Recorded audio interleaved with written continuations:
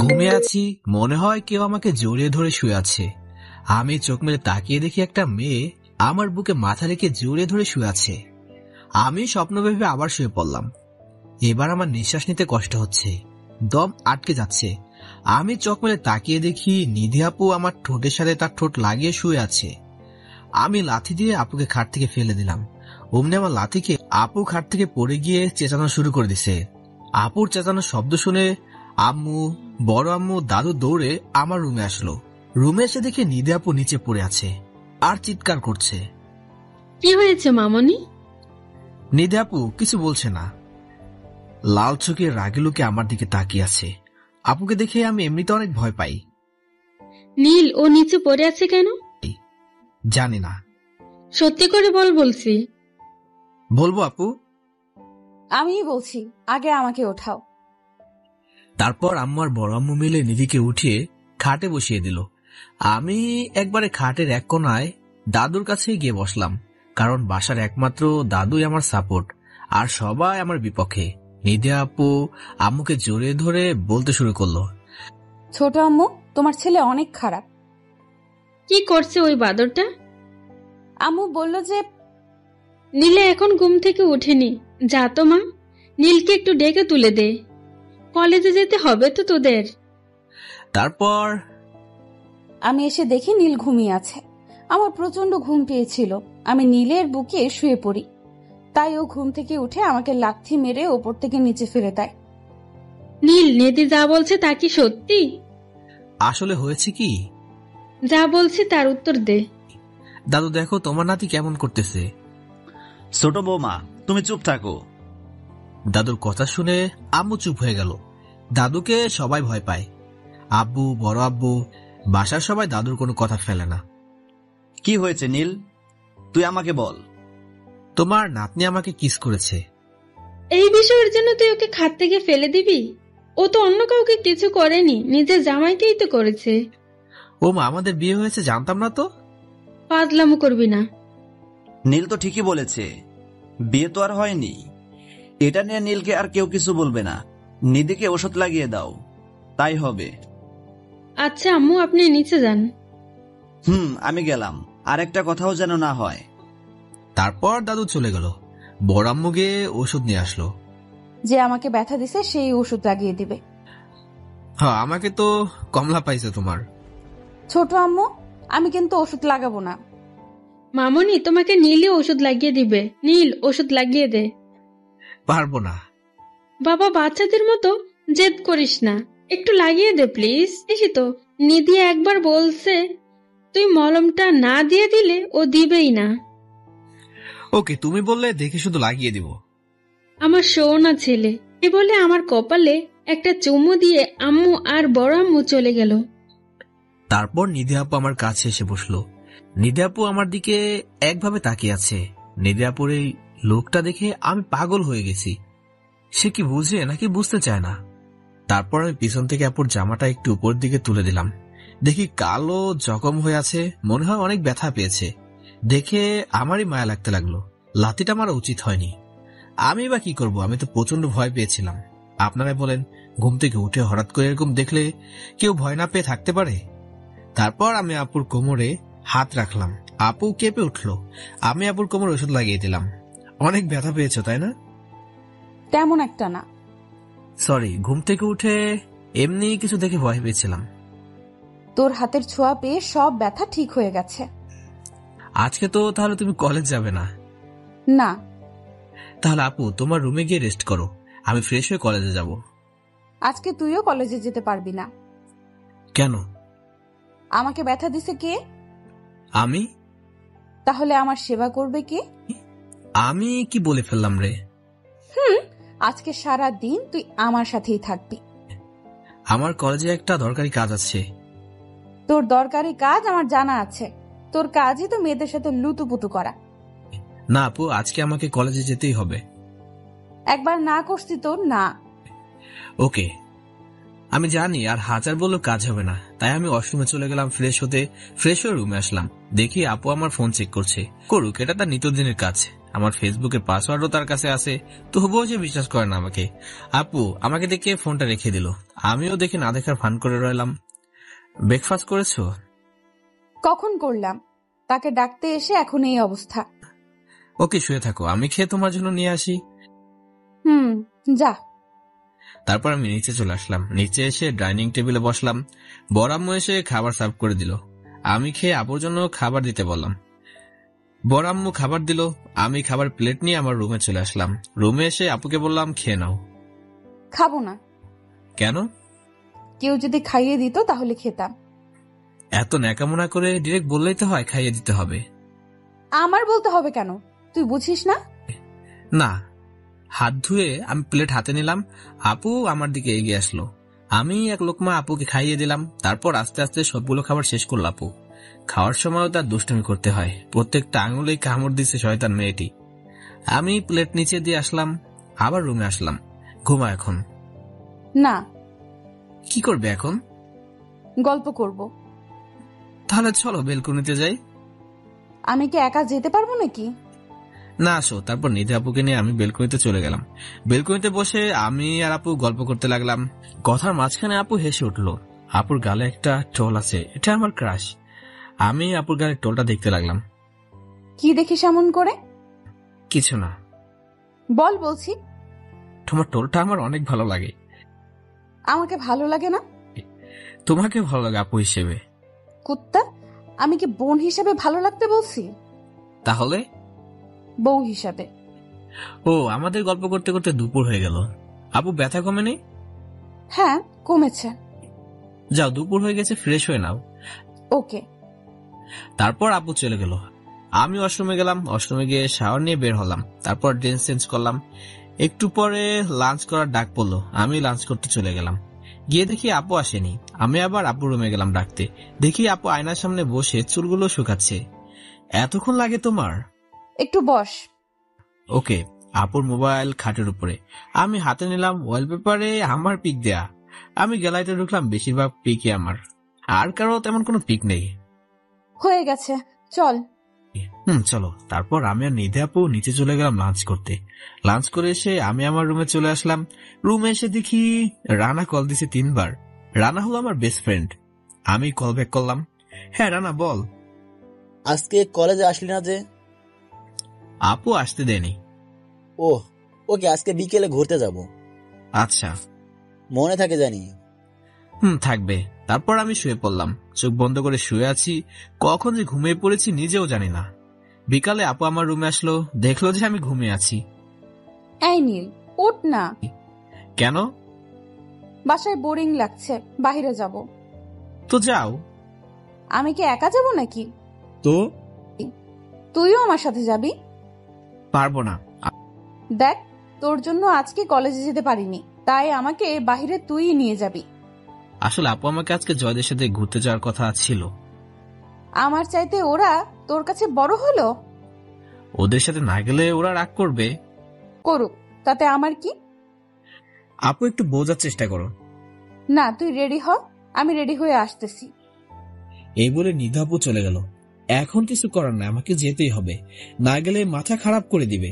আমি বিছানা থেকে উঠে ওয়াশরুমে চলে গেলাম। ওয়াশরুমে গিয়ে ফ্রেশ হয়ে রুমে চলে আসলাম। তারপর আমি কাপড় চোপড় চেঞ্জ করলাম।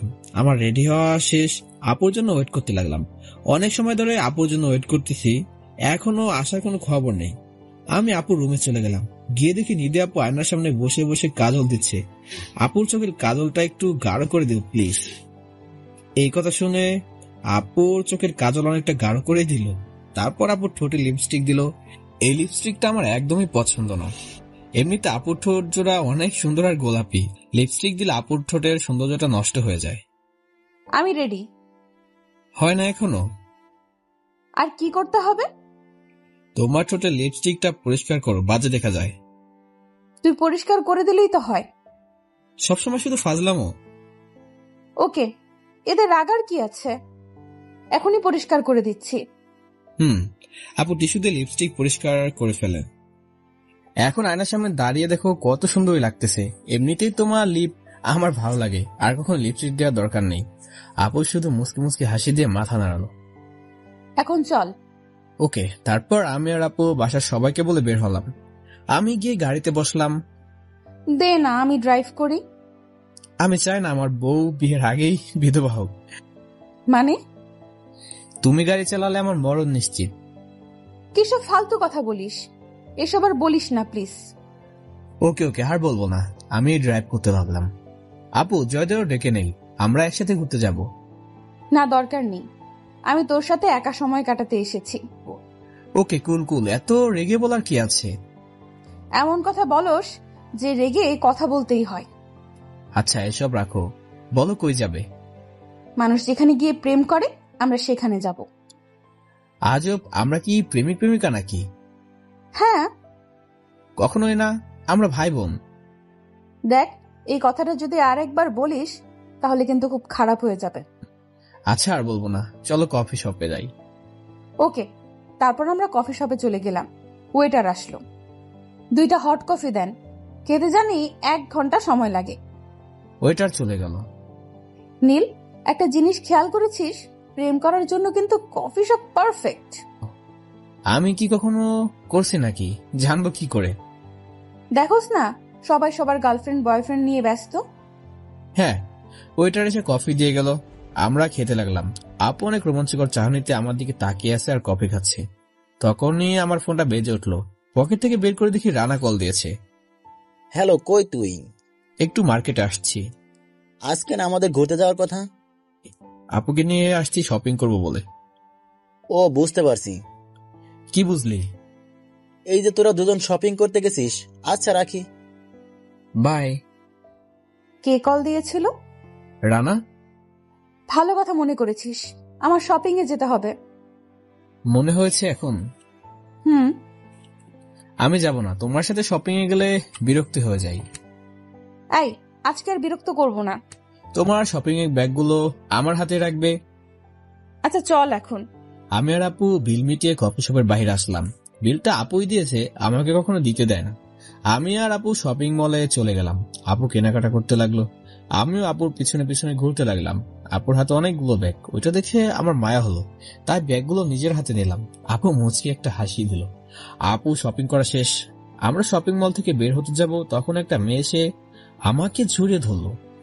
আমি তাকিয়ে দেখি তো না, আমার স্কুল ফ্রেন্ড। ও এখানে আসলো কি করে? নিদে আপু তো এমন ভাবে আমার দিকে তাকিয়ে আছে, মনে হয় আজকে আমাকে খেয়েই ফেলবে। আমি তানহাকে আমার বুক থেকে উঠালাম। কেমন আছিস নীল? আমি তো ভালোই আছি, তো হঠাৎ করে কোথায় থেকে উদয় হলি? আমি দেশে এসে পড়েছি, এখানে স্টাডি করব, বাহিরে আর যাব না। সে তো খুব ভালো কথা। একদমই না, ভুলে গেছো কতদিন ধরে কোনো কলও দেশটি, ফেসবুকেও নক করিস নাই। আসলে একটু ব্যস্ত হয়ে পড়েছি রে, তাই যোগাযোগ নেওয়া হয়নি। ইনি কে? নিধি আপুর দিকে তাকিয়ে কথাটা বললো। আমার তো এতক্ষণ খেয়ালই ছিল না নিধি আপু আমার সাথে আছে। নিধি আপুর চোখ লাল হয়ে আরেকটু হলে কান্না করে দেবে। ইনি সে নিধি আপু। হাই আপু। হাই। নীলের মুখে আপনার কথা অনেক শুনেছি, আপনার এত প্রশংসা শুনেছি, আপনাকে দেখার অনেক ইচ্ছা হচ্ছিল। কি শুনেছ? আপনি অনেক ভালো, দেখতে অনেক কিউট, আপনি নীলকে অনেক ভালোবাসেন, আপনাদের বিয়ে ঠিক হয়ে আছে, এমনকি নীলও আপনাকে ভালোবাসে। তানহা, তুই যে কাজে এসেছিস সে কাজে যা। ওকে বাই, পরে কথা হবে। তানহার মুখে আমি আপুকে ভালোবাসি শুনে আপুর রাগগুলো নিমিষে লজ্জায় পরিণত হলো। লজ্জা পেলে আপুকে দারুণ লাগে। এই বলে আপু হাঁটা শুরু করলো। আমিও আপুর সাথে সাথে হাঁটতে লাগলাম। আপু গিয়ে গাড়িতে বসলো, আমিও গিয়ে গাড়িতে বসলাম। বাসায় যাবা নাকি আরো কোথাও যাবা? লেকের পাড়ে যাব। ওকে, তারপর আমরা গাড়ি নিয়ে লেকের পাড়ে চলে গেলাম। আমরা গাড়ি থেকে নেমে হাঁটতে লাগলাম। আপু একবার আমার হাতের সাথে তার হাতের ছোঁয়া লাগাচ্ছে, আবার হাত দূরে নিয়ে যাচ্ছে। আপু দোটানায় পড়ে গিয়েছে, হাত ধরলে যদি আমি কোনো রিয়েক্ট করি তাই সাহস পাচ্ছে না। আমি আপুর হাতটা ধরে ফেললাম। আপুর মুখে হাসি ফুটে উঠলো, মনে হয় এটার অপেক্ষায় ছিল এতক্ষণ। তারপর আমরা একটু ঘুরে বাসায় চলে আসলাম। বাসায় এসে আপু আপুর রুমে চলে গেল, আমি আমার রুমে চলে আসলাম। রুমে এসে আমি শুয়ে পড়লাম, অনেক টায়ার্ড লাগছে। একটু পরে আপু আসলো আমার রুমে, এসে কোনো কথা না বলে আমার বুকে মাথা দিয়ে শুয়ে পড়লো আর আমাকে জড়িয়ে ধরলো। এ কি করছো আপু? কেন, তোর ভালো লাগে না? আমার শুশুই লাগে তো। লাগুক, তাতে আমার কি? তোমার রুমে যাও, যে কেউ এসে পড়বে আমার রুমে। এখন কেউ আসবে না, সবাই জানে তুই আর আমি একসাথে আছি এখন। বিয়ের আগে এসব ঠিক না। আমাকে ঠিক ভুল শিখাতে আসবি না। তুমি যাও, তোমার রুমে যাও প্লিজ। না, যাব না। কি করবি তুই? আপু আমার কেমন যেন লাগতেছে, কিছু একটা হয়ে যাবে কিন্তু। কি হবে? হলেও হোক, আমার কোনো প্রবলেম নাই। তোমার কোনো লজ্জা নাই? তোর কাছে আবার কিসের লজ্জা? আমি কিন্তু এখন কিছু করে বসবো। তোর দ্বারা কিচ্ছু হবে না, তুই কিছু করতেও পারবি না।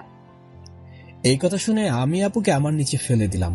তারপর আমি আপুর উপরে শুয়ে পড়লাম। আপু আমার মুখের দিকে হা করে তাকিয়ে আছে। আমি সাথে সাথে চারটো ট্যাগ করে দিলাম। আমি আপুকে অনেকক্ষণ কিস করলাম। আপুর অবস্থা খারাপের দিকে, নিঃশ্বাস ঘন ঘন আসছে, তাই আপুকে ছেড়ে দিলাম। আমি হাঁপাচ্ছি, আপুও হাঁপাচ্ছে। কি হলো, ছাড়লি কেন? বিয়ের আগে আর কিছু করা পসিবল না। কি হবে তাই? প্লিজ আপু, জোর করুন আমাকে। নীল, কাছে আয়, কিচ্ছু হবে না। এই বলে আপু আমাকে জড়িয়ে ধরলো। আমি আর নিজেকে কন্ট্রোল করতে পারলাম না, ঠাস করে আপুর গালে একটা লাগিয়ে দিলাম। সবকিছুর একটা লিমিট আছে, কিছু না বলাতে অতিরিক্ত বাড়াবাড়ি শুরু করেছো, তাই না? তুই আমার শরীরে হাত তুললি? হ্যাঁ তুলেছি, দরকার হলে আরো তুলবো। দেখ নীল, খারাপ কিছু ভাবিস না। আমি তোকে নিজের চাইতে বেশি ভালোবাসি। আমি চাই আমার সব কিছু দিয়ে তোকে ভালোবাসতে। তোর সকল চাহিদাই আমি পূরণ করতে চাই। আমি চাই না তুই অন্য কোনো মেয়ের প্রতি আকৃষ্ট হ। তুই শুধুই আমার। তোকে আমার করে পাওয়ার জন্য আমি সব কিছুই করতে পারি। কেঁদে কেঁদে কথাগুলো বললো আপু। আপুর চোখের পানি দেখে আমার মনটা একেবারে খারাপ হয়ে গেল। থাপ্পড়টা না দিলেও পারতাম। কিসের জন্য নিজের রাগকে কন্ট্রোল করতে পারে না আমি? দেখো, আমি এমন কোনো কাজ করতে চাই না যেটা করলে আমার প্রতি তোমার ইন্টারেস্ট কমে যায়। আর বিয়ের আগে এসব ফিজিক্যাল রিলেশন হলে তো তোমার প্রতি আমার মন উঠে যাবে। আর রিয়েল ভালোবাসা এসব কখনো হয় না। কিন্তু আমার যে ভয় হয়। কিসের ভয়? তুই যদি আমাকে ভুলে যাস। আরে পাগলি, আমি তোমাকে ভুলবো কেন? সত্যি তো? এটাই বুঝি না, কলেজের সেরা সুন্দরী মেয়ে হয়েও তুমি যে আমার মাঝে কি পাইছো সেটা একমাত্র তুমি জানো। এত কিছু তোর জানতে হবে না। শুধু কথা দে, মৃত্যুর আগ পর্যন্ত তুই আমার সাথে থাকবি। ওকে, কথা দিলাম। যদি এসব ভুলে যাস কখনো? তোমার মতো এত সুন্দর মেয়েকে কি কেউ ভুলতে পারবে? তুমি বলো। না, তোকে দিয়ে বিশ্বাস নেই। তোর পেছনে আমার চাইতে আরো সুন্দরী মেয়ে লাইন দিয়ে আছে। যদি কখনো তাদের আশেপাশে দেখি তোকে, তাহলে খবর আছে তোর। ওকে, ডিনার করবে না? তোর থাপ্পড় খেয়ে আমার পেট ভরে গেছে। খাওয়াতে হলে অন্য কিছু খাওয়া। অন্য কিছু কি?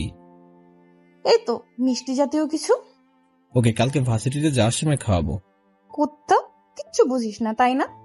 মিষ্টি তো তোর কাছেই আছে। আজব, আমি কি মিষ্টি বানাই নাকি যে আমার কাছে থাকবে? দাঁড়া, তোকে দেখাচ্ছি মজা। এই বলে আপু আমার ঠোঁটের সাথে তার ঠোঁট মিলিয়ে দিল। ছোট করে একটা কিস করলো। বিয়ের পর আমার কিছু খেতে হবে না। কেন? আমার আদর খেয়ে তোমার পেট ভরে যাবে। আমারই ভালো রান্না করতে হবে না। এখন যাও ডিনার করতে। তুমি যাবে না? চলো। তারপর আমি নিচে চলে গেলাম। নিধি আপু বলল, তুই যা, আমি আসতেছি। এই বলে আপু রুমে চলে গেল। আমি নিচে চলে গেলাম। দেখি বড় আব্বু এসেছে অফিস থেকে। এসে দুজনের খবর দেখছি টিভিতে। পড়াশোনার পাশাপাশি একটু ব্যবসাতেও হাত লাগাবা। ওকে, সময় পেলে অফিসে যাব। আমার মামুনি কোথায়? মহারানী কোথায় আমি কি করে বলবো? ও নাকি আজকে ব্যথা পেয়েছে? হ্যাঁ একটু। কি বলবো খুঁজে পাচ্ছি না। যদি আব্বু শুনে আমার জন্য ব্যথা পেয়েছে তাহলে আজকে আমাকে আস্ত রাখবে না। তখন নিদা আপু এসে বলল, হোঁচট খেয়ে পড়ে গিয়েছিলাম। একটু দেখে চলাফেরা করবে তো মামুনি। সরি ছোট আব্বু, আর এমন হবে না। তখনই বড় আম্মু সবাইকে খেতে ডাকলো। আমি, আব্বু, বড় আব্বু, নিধি, আম্মু টেবিলে বসলাম। বড় আম্মু খাবার সার্ভ করে দিতে লাগলো। তারপর বড় আম্মু বসলো। আমরা টুকটাক কথা বলছি আর খাবার খাচ্ছি। তখন আম্মু বলল, নিধি, তোমার গালে ওটা কিসের দাগ? ও কিছু না ছোট আম্মু। হাতের আঙ্গুলের দাগ মনে হচ্ছে। আসলে হয়েছে কি, নীল মেরেছে তাই না? নীল, তুই ওর গায়ে হাত তুলেছিস কেন? আম্মু হয়েছে কি? ছোট আম্মু প্লিজ থামো। আমার জামাই আমাকে শাসন করেছে, এতে প্রবলেম কি? এই কথা শুনে আমার গলায় খাবার আটকে গেল। আমি কাশতে লাগলাম, বড় আম্মু আমাকে পানি খাবার দিল, তারপর আমি স্বাভাবিক হলাম। এই মেয়েটার মধ্যে কি আল্লাহ একটু লজ্জা শরম দেয় নাই? নিধিয়াপুর কথা শুনে সবাই হা করে তাকিয়ে আছে, আর কেউ কিছু বলতো না। আমি শুধু হালকা খেয়ে রুমে এসে পড়লাম আর ভাবতে লাগলাম এই পাগলিটাকে পাবনা নিয়ে রেখে আসতে পারলে ভালো হতো। এসব ভাবতে ভাবতে ঘুমিয়ে পড়লাম। সকালে নিধিয়াপু এসে আমাকে ডেকে তুললো। এখন কয়টা বাজে, ডাকতেছো কেন? ভার্সিটিতে যেতে হবে না মনে হয়। সময় হয়েছে প্রায় 9টা বাজে। এতক্ষণে কি বলো, আরো আগে ডাক দিলে না। এই বলে আমি ওয়াশরুমে চলে গেলাম। ওয়াশরুমে গিয়ে সাবান নিয়ে রুমে চলে আসলাম। রুমে এসে দেখি নিধিয়াপু রুমে নেই, হয়তো রেডি হচ্ছে। আমি রেডি হয়ে নিধিয়াপুর রুমে চলে গেলাম। আপুর রেডি হওয়া শেষ, আমরা দুজনে নিচে চলে আসলাম। আম্মু, বড় আম্মু, আমরা গেলাম। নাস্তা তো করে যা। বাইরে করে নিব, এখন সময় নেই। ওকে, সাবধানে যাবে। বাই। তারপর আমরা গাড়ি নিয়ে বেরিয়ে পড়লাম। আমি ড্রাইভিং করতে লাগলাম। আমরা ভার্সিটিতে যাওয়ার পরে একটা রেস্টুরেন্টে গিয়ে সকালে নাস্তা সেরে ফেললাম। তারপর আমরা ভার্সিটিতে চলে গেলাম। ভার্সিটিতে গিয়ে আমি গাড়ি পার্ক করলাম। তারপর আমরা গাড়ি থেকে নেমে গেলাম। কোনো মেয়ের আশেপাশে জানি না দেখি। যা, ক্লাসে যা। তুমি আগে যাও। তারপর নিধি আপু ক্লাসে যেতে লাগলো, আমিও পিছনে পিছনে যেতে লাগলাম। আপু পরে অনার্স 3য় বর্ষে আর আমি প্রথম বর্ষে।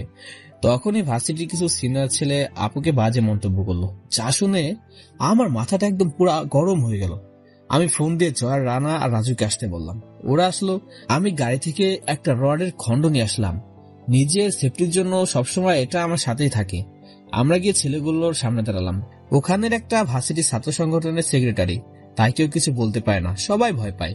ওর নাম সুহেল। কি হলো, সামনে দাঁড়ালি কেন? নিধি আপুকে কি বললি তুই? এটা সিনিয়রদের ব্যাপার, তুই বুঝবি না। এই কথা বলার সাথে সাথে আমি বড় রড দিয়ে ওর মাথায় আঘাত করলাম। মাথায় আঘাত করাতেই চিটকে পড়ে মাথা থেকে রক্ত বের হতে শুরু করলো। সুহেল মাথা ধরে বসে আছে। এটা দেখে ওর সাথে ওরা দুজন ফ্রেন্ড ছিল, ওরা এগিয়ে আসলো। ওদের দুজন ফ্রেন্ডকে একই অবস্থা করলাম। তারপর সুহেলকে আমি কলার ধরে দাঁড়া করলাম। কি বলছিলি, আমি ছোট তাই না? দেখ, আমার সাথে কাজটা ঠিক করছিস না, পরে কিন্তু অনেক পস্তাবি। পরেরটা কখনো আগে ভাবে নাই নীল। তুই ভাবতেও পারবি না যে কি অবস্থা করব তোর। এই কথা বলাতে লাথি মেরে সুহেলকে ফেলে দিলাম। এতক্ষণ ভার্সিটির অনেক স্টুডেন্ট আমাদের কাহিনী দেখতেছি। আমি বলতে শুরু করলাম, সিনিয়র দেখে তোদের মতো মানুষরূপী জানোয়ারদের সম্মান করি, তাহলে তোর মতো ছেলেদের ব্যবস্থা নেওয়ার আমার হাতের মামলা। তুই কি হয়েছিস? তোর চাইতে বড় বড় পাপিরাই ফারহানকে সবসময় বাপ বলে ডাকে, খোঁজ নিয়ে দেখিস। আমি আবার রডটা হাতে নিলাম, সুহেলের পায়ে আরেকটা আঘাত করলাম। প্লিজ মাফ করে দে আমাকে। কেন টিচ করার সময় মনে ছিল না তোর? আর কখন এমন করব না, এবারের মতো মাফ কর। তোদের মতো মানুষদের মাফ করলেও পাপ হবে, এই বলে ওর আরেক পাতে আরেকটা আঘাত করলাম। হঠাৎ নিধি আপু কোথা থেকে দৌড়ে এসে আমাকে টেনে নিয়ে যেতে লাগলো। আমি আপুর হাত ছাড়িয়ে নিলাম, আবার গিয়ে সোহেলকে লাথি মারলাম। পরিস্থিতি স্বাভাবিক করার জন্য আপু এসে আমাকে জড়িয়ে ধরলো। আপুর ছোঁয়া পেয়ে আমার সব রাগ উদাও হয়ে গেল। কলেজ সবাই তো অবাক হয়ে তাকিয়ে আছে, সিনিয়র মেয়ে হয়ে জুনিয়র ছেলে কিভাবে জড়িয়ে ধরে আছে। গ্যাঞ্জামের কথা শুনে কলেজের ভিপি আসলো। কলেজের ভিপি হলো জয়ের বড় ভাই, ওর নাম রায়হান। সুহেল গিয়ে রায়হান ভাইকে অনেক ভুলভাল বোঝাতে লাগলো। আমি হাসতে লাগলাম। রায়হান কোনো কথা না বলে ডিরেক্ট আমার সামনে চলে আসলো। কি হয়েছে নীল? ভাইয়া, ও নিধি আপুকে টিচ করেছে। ওকে, তোমরা যাও, আমি সব সামলে নিব। ধন্যবাদ ভাইয়া। তারপর রায়হান ভাই ও সোহেলকে কিছুক্ষণ কেলানি দিল। নিধি আপু আমাকে নিয়ে ক্যান্টিনে চলে আসলো। আমাদের সাথে জয়, রান্না, রাজু আর নিধি আপুর কিছু বান্ধবী আসলো। আমরা গিয়ে একটা টেবিলে বসলাম। তোকে ওদের সাথে ঝামেলা করতে কে বলেছে? ওরা তোমাকে বাজে কথা বলবে আর আমি চেয়ে চেয়ে দেখবো। ওরা বখাটে ছেলে, যদি পরে তোর কোনো ক্ষতি করে। দেখ আপু, তুমি ভালো করে জানো আমার সামনে ওরা কিছুই না। শুধু তোমাকে কথা দিয়েছি বলে গ্যাঞ্জাম করি না। না, তোর এসব করতে হবে না। তোর কিছু হলে বাঁচতে পারবো না আমি। যা, ক্লাসে যা। তুমি যা, আমি একটু পরে যাব। ওকে। আপু ক্লাসে চলে গেল, আমরা ক্যাম্পাসে চলে এলাম। কে মেয়েটা? মেয়েটাকে পিছন থেকে দেখা যাচ্ছে, মুখ দেখা যাচ্ছে না। আমি মেয়েটার পিছনে গিয়ে ডাক দিলাম। আমার দিকে তাকালো। মেয়েটার কেউ না, তানহা। ওর সাথে আছে জান্নাত, আমাদের ক্লাসমেট, যার সাথে শপিং মলে দেখা হয়েছিল। আরে নীল, তুই? আমারও তো একই প্রশ্ন। আমি তো এখানেই ভর্তি হয়েছি। আমিও এই ভার্সিটিতে পড়াশোনা করি। তাহলে তো ভালোই হলো। তান্নার সাথে আমার একটা কথা আছে।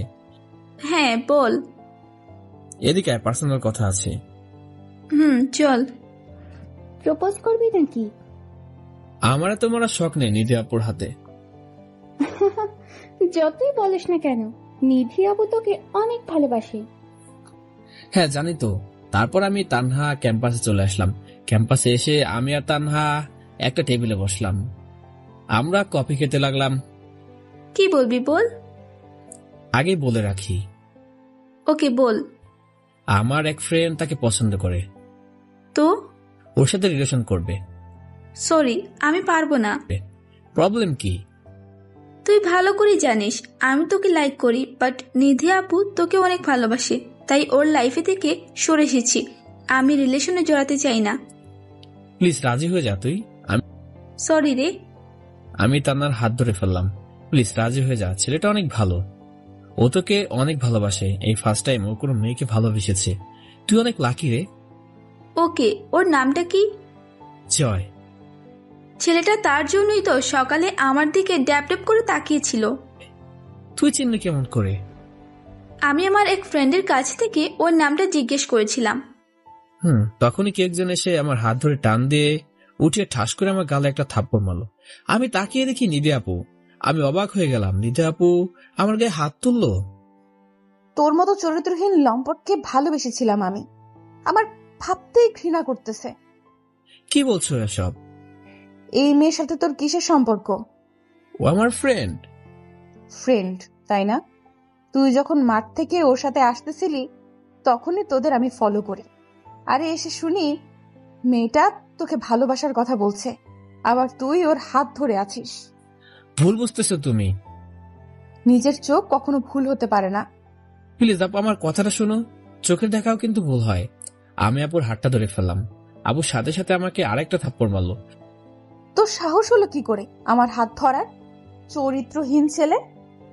আপুর কথা শুনে আমি অবাক হয়ে গেলাম। এতক্ষণ কথা সবাই ক্যাম্পাসে চলে এসেছে। আমার সব ফ্রেন্ড বান্ধবী নিধি আপুরা, আমার সব ফ্রেন্ডরা, নিধি আপুর ফ্রেন্ডরা। আমি শুধু নিচের দিকে মাথা দিয়ে তাকিয়ে আছি। আপু আমাদের কথাটা শুনেন। তানহা প্লিজ চুপ হয়ে যা। আমার কথা শুনে তানহা কিছু বললো না। তখনই সুহেল আর কিছু ফ্রেন্ড আমার দিকে এগিয়ে আসলো। এখানে এভাবে একটা মেয়েকে বিরক্ত কেন করছিস? আমাদের ব্যাপারে আমাদের বুঝতে দে। এই বলাতে সুহেল আমার গালে একটা থাপ্পড় মারলো। আপু কিছুই বলছে না। এটা দেখে আমি অবাক হয়ে তাকিয়ে আছি।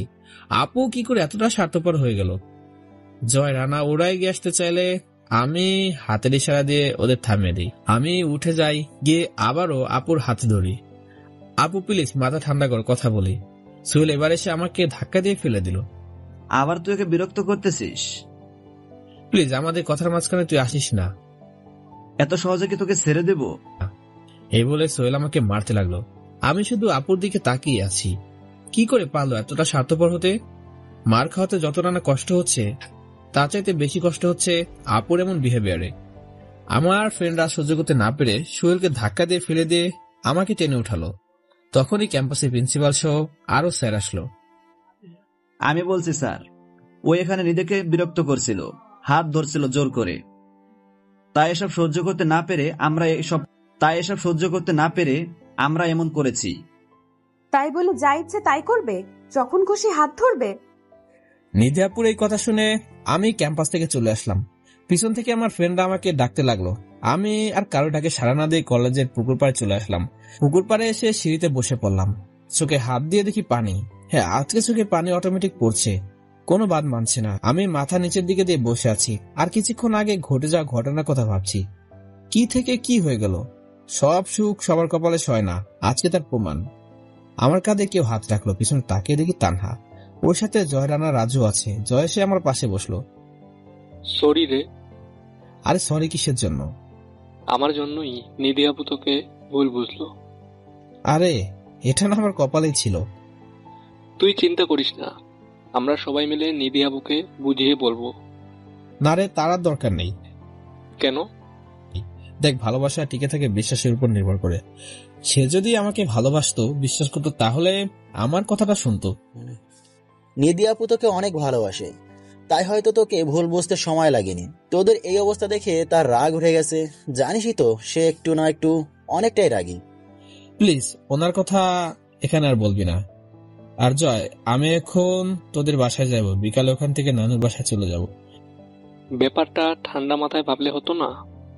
প্লিজ এ বিষয়ে আরেকটা কথা বলতে চাই না। আচ্ছা, তাহলে সবাই আমার বাসায় চলো। দুপুরে খাবার খেয়ে নীলকে বাস স্টপে দিয়ে এসে যে যার বাসায় চলে যাব। ওকে, তাই করা। মিস তানহা, আপনার কি আমার বাসায় যেতে কোনো প্রবলেম হবে? না, আমার কোনো প্রবলেম নেই। সালা এখনো কিসের আপনি আপনি বলছস? আর আপনি না তুমি করে বলবি। আর তোর লাইন ক্লিয়ার। আমাদেরটা না হয় হলো, বাট আমাদের জন্য তোকে নিধি আপু কতটা ভুল বুঝলো। আরে বাদ দে এসব। তার মানে তানহা তুমি রাজি? আমি নীলের কোনো কথা ফেলি না। এই বলাতেই জয় তানহাকে জড়িয়ে ধরলো। হঠাৎ করে জড়িয়ে ধরাতে তানহা অনেকটা অপস্তুত হয়ে গেল। তানহা আমার দিকে তাকিয়ে আছে, আমি ইশারা দিয়ে তানহাকে জড়িয়ে ধরতে বললাম। তারপর তানহাও জড়িয়ে ধরলো। রোমান্স পরেও করতে পারবি। এই বলাতে দুজন দুজনকে ছেড়ে দিল। তারপর আমি বললাম, হয়েছে, এত লজ্জা পেতে হবে না। তারপর জয় ওর আম্মুকে ফোন দিয়ে বলল আমরা ওদের বাসায় যাচ্ছি। আমি পিছনের গেটে গিয়ে বাইরে হচ্ছি, তোরা গাড়ি নিয়ে সামনের গেট দিয়ে বের হ। যার সময় রানার কাছে গাড়ির চাবি দিয়ে পাঠিয়ে দিলাম, আপুকে জানি চাবিটা দিয়ে দেয়। তারপর আমি পিছনের গেটে বের হলাম। আবার আমার নিধি আপুর কথা মনে হলো, মনটা খারাপ হয়ে গেল। জয়ের গাড়ি আমার সামনে নিয়ে আসলো। তানহা জয়ের পাশের সিটে বসেছে, আমি রানা রাজু পিছনে বসলাম। সারাটা রাস্তা আমি একটা কথাও বলি নাই। ওরা অনেক কথা বলানোর চেষ্টা করেছে, বাট ব্যর্থ হয়েছে। ওরা এখনো চুপ করে আছে। জয়ের বাসার সামনে গিয়ে গাড়ি দাঁড়িয়ে পড়ল। আমি গাড়ি থেকে নেমে কারোর জন্য অপেক্ষা না করে হাঁটা শুরু করলাম। বাসার সামনে গিয়ে কলিং বেল বাজালাম। জয়ের ছোট বোন এসে দরজা খুলে দিল। জয়ের ছোট বোনের নাম রাইসা, ক্লাস 10-এ পড়ে। কেমন আছো নীল ভাইয়া? আলহামদুলিল্লাহ ভালো। তুই কেমন আছিস পিচ্চি? অনেক ভালো। আমার চকলেট কই?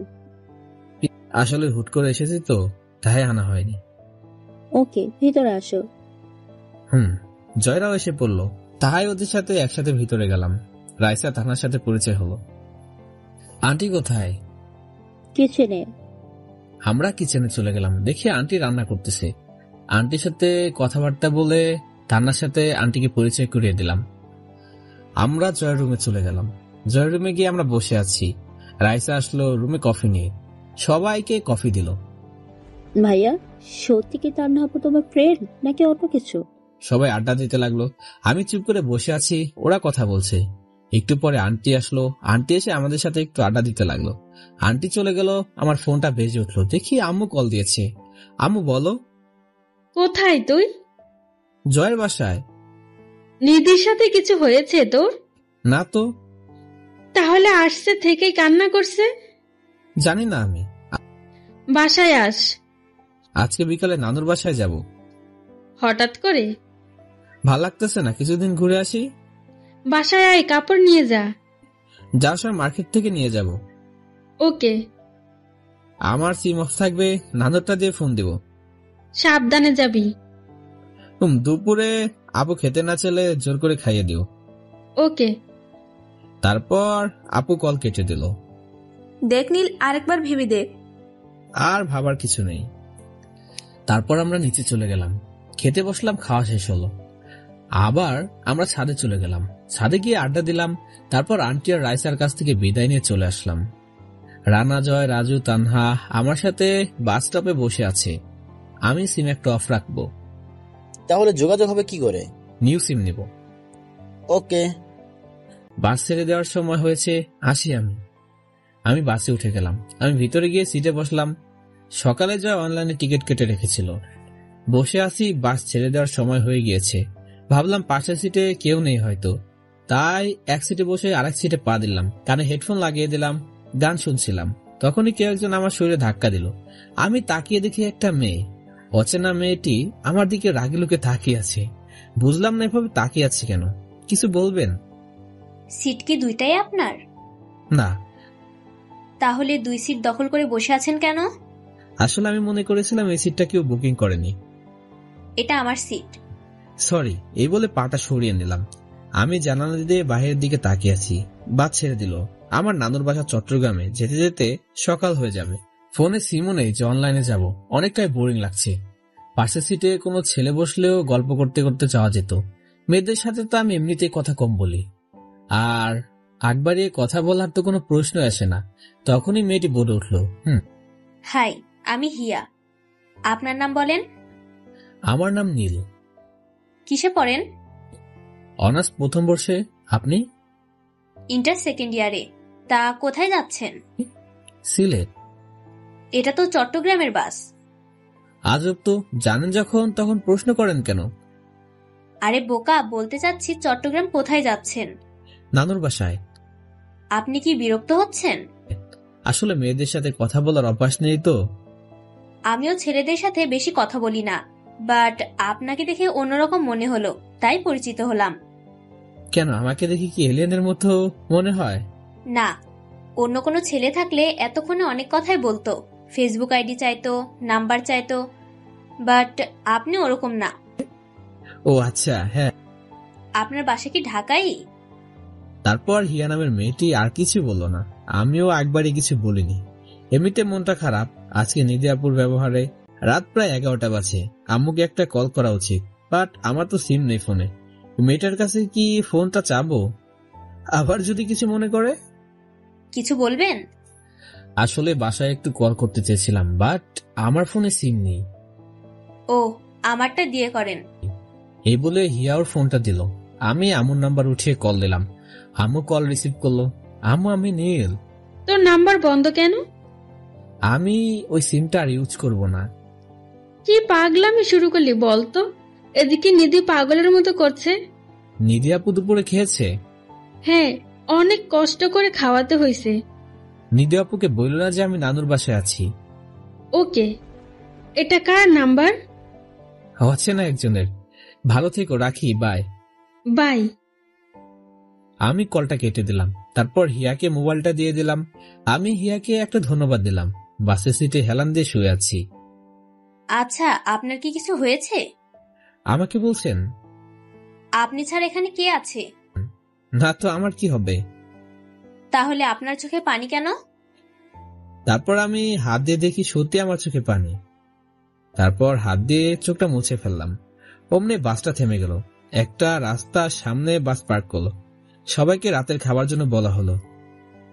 চলেন খেয়ে আসি। মুড নেই। এত কথা বলেন কেন?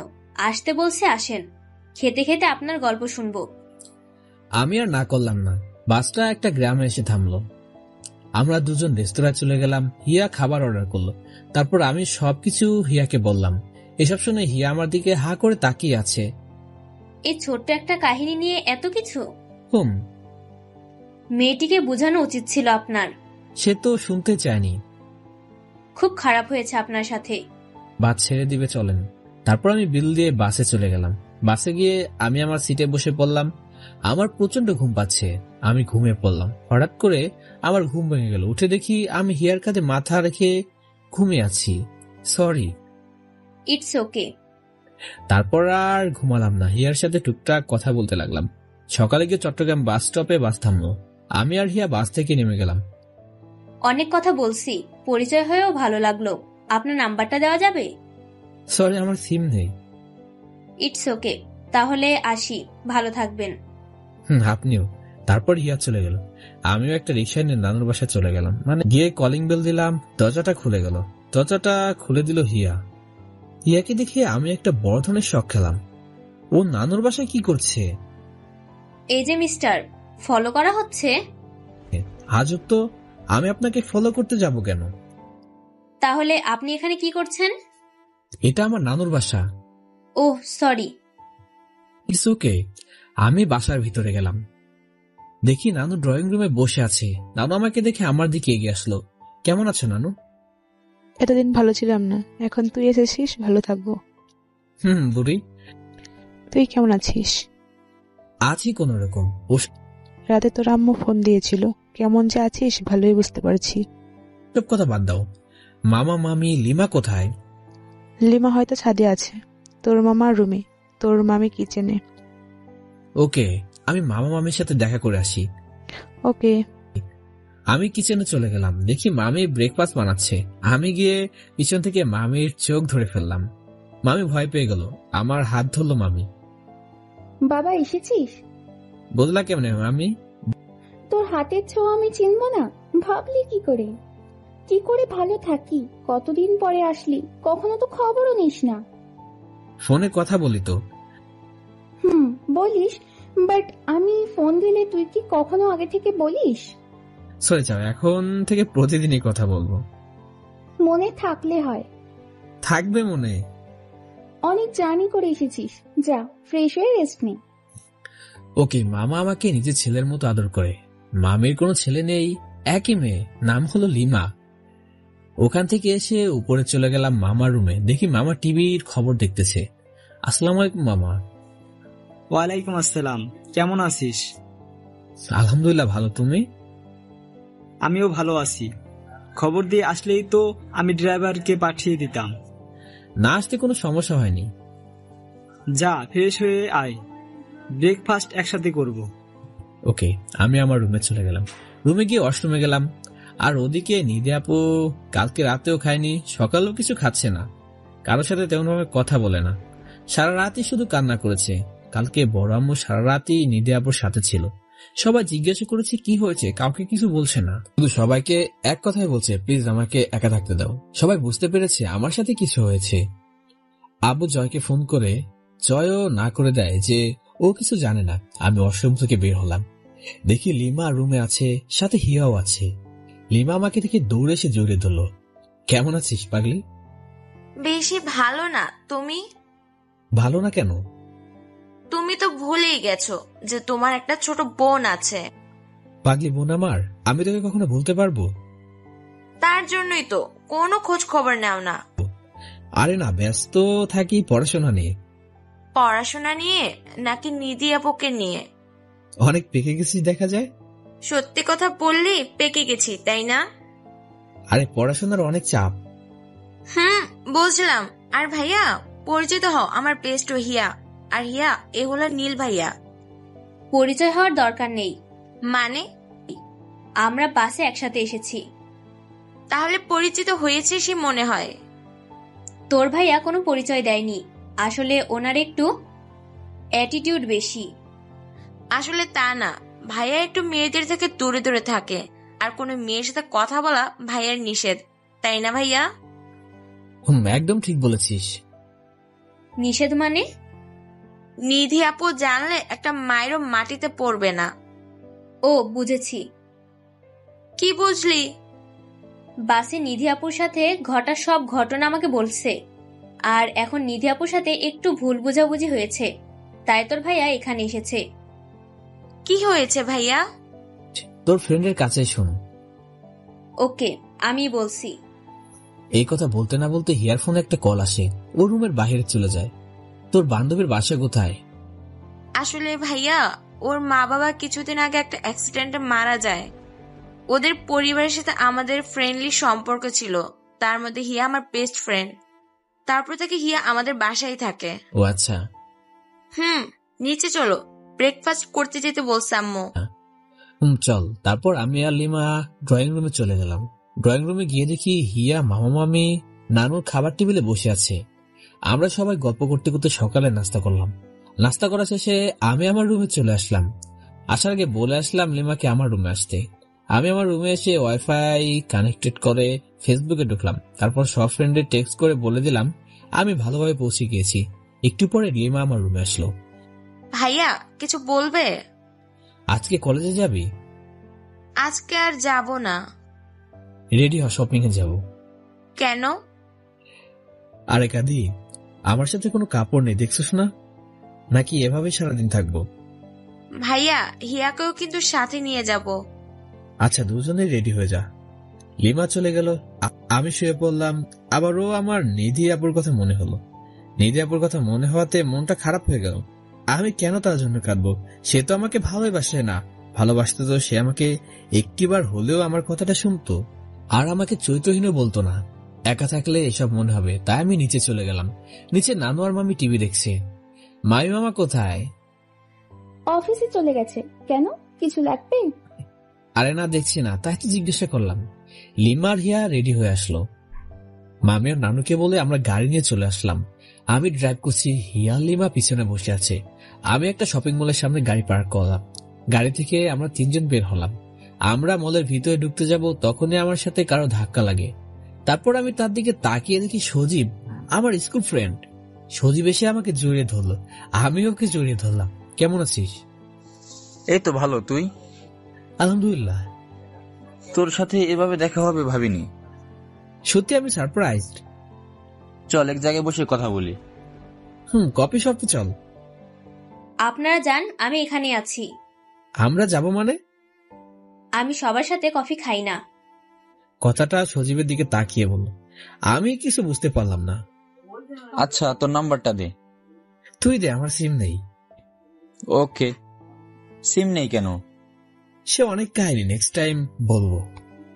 ওকে, আমি আসি। তারপর হিয়ার দিকে কিছুক্ষণ তাকিয়ে থেকে সজীব চলে গেল।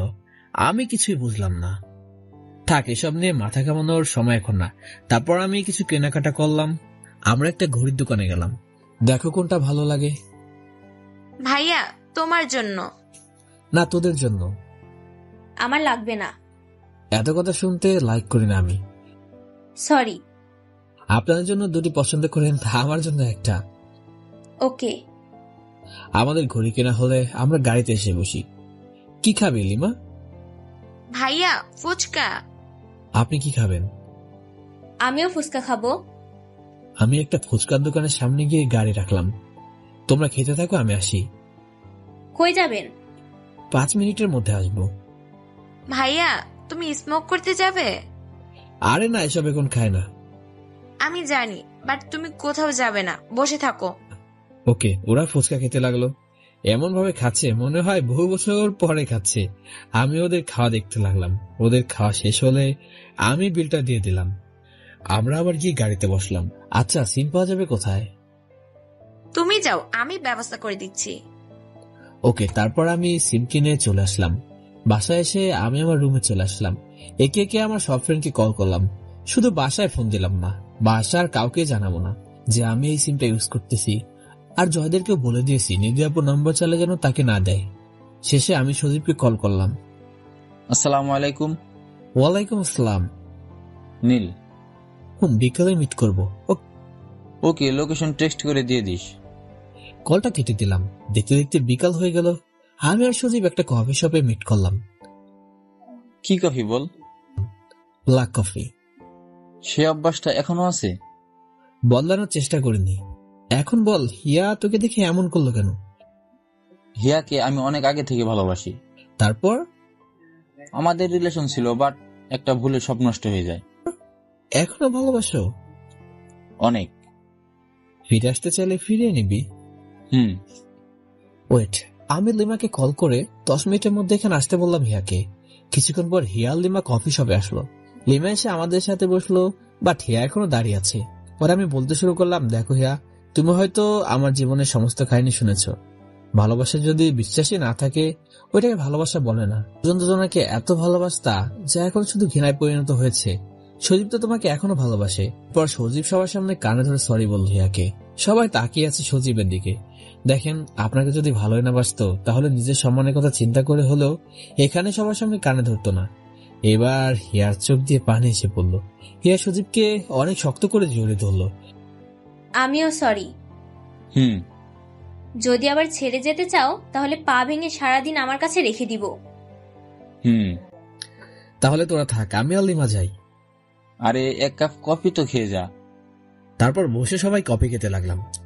আচ্ছা, সজীব ভাইয়ের সাথে তোমার কেমন পরিচয়? আমি আর সজীব স্কুল জীবনে ভালো ফ্রেন্ড ছিলাম। হঠাৎ তোর ভাবার ট্রান্সফার হয়ে গেল, তাই এখানে চলে আসে পরে আর কোনো যোগাযোগ করতে পারিনি। ও আচ্ছা, হিয়া তোরা সময়টা কাটা, আমরা যাই। এভাবে কেটে গেল 15 দিন। এই 15 দিনে আপুর সাথে একবারও কথা হয়নি, তাই একটুও ভালো লাগতেছে না। ভাবতেছি কালকে চলে যাব, গিয়ে আপুকে বোঝালে বুঝতে পারবে। বিকেলে আমি আর হিয়া লিমা সাথে আড্ডা দিচ্ছি, তখনই জয়ের কল। হ্যাঁ মামা, বল। মামা, নিধি আপু সব জেনে গেছে সত্যিটা। তুই জানলি কি করে? আজকে আমাকে আর তানাকে একসাথে দেখেছে, তারপর আমরা সব বুঝিয়ে বলেছি। Okay bye. তারপর আমি লিমাকে গিয়ে বললাম কালকে নিধি আপু আসবে। কে বললো? আপু সব জেনে গেছে, আমি শিওর আসবে। তাহলে তো ভালোই। হিয়া, তোমাকে একটা কাজ করে দিতে হবে। কি কাজ ভাইয়া? আমার গার্লফ্রেন্ড হতে হবে তোমার। এসব কি বলছেন ভাইয়া? ভাইয়া তুমি কি পাগল হয়ে গেছো? আরে আগে আমার কথাটা শেষ করতে দাও। বলো।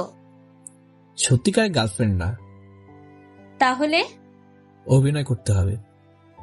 ভাইয়া কি বলতে চাচ্ছেন, ক্লিয়ার করে বলেন। আমি শিওর আপু বিকালে বাসে রওনা দিবে, সকালে চট্টগ্রাম চলে আসবে। নিধি আপু আমাকে ওই দিন অনেক অপমান করেছে, তাই আমি একটু আপুকে কষ্ট দিতে চাই। তুমি আমার সাথে তাল মেলাবে, বাকিটা আমি দেখবো। ধন্যবাদ। ওকে ভাইয়া, এতটুকু আপনার জন্য করতেই পারি। আলিমা তুই মুখ ফসকে আবার কিছু বলে দিস না, তোর পেটে তো আর কোনো কথাই থাকে না। না বলবো না। ওকে আচ্ছা, তোর আড্ডা দে, আমি রুমে যাই। আচ্ছা। ওরা আমি রুমে চলে আসলাম। রুমে এসে আম্মুকে কল দিলাম। আসসালামু আলাইকুম। ওয়ালাইকুম আসসালাম। কেমন আছো আম্মু? আলহামদুলিল্লাহ ভালো, তুই? আলহামদুলিল্লাহ ভালো। আজকের সন্ধ্যার বাসে নিধি চট্টগ্রামে যাচ্ছে। জানি না। কোনো কন্ট্রাক্ট হয়েছে কি তোদের? না আম্মু, আর এটা নতুন নাম্বার, বাসার সবাইকে দিও।